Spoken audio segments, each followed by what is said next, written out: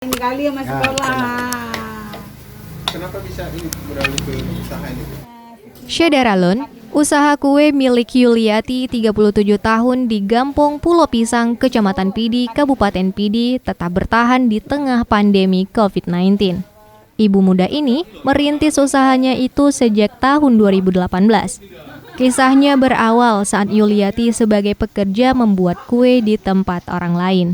Tidak ingin terus-terusan jadi pekerja di tempat orang, Yuliati pun mencoba membuka usaha sendiri. Ternyata usaha ibu muda itu berkembang dan hingga sekarang memiliki 5 pekerja yang semuanya perempuan. Menurut Yuliati, kue buatannya itu mampu bertahan 1 minggu dan jika disimpan di kulkas bisa bertahan hingga 1 bulan. Harga kue Arafik dijual dari harga 1.000 hingga 2.000 per butir. Satu hari kue Arafik mampu terjual 2 juta rupiah atau 60 juta rupiah per bulan, sebelum dipotong untuk membayar gaji pekerja.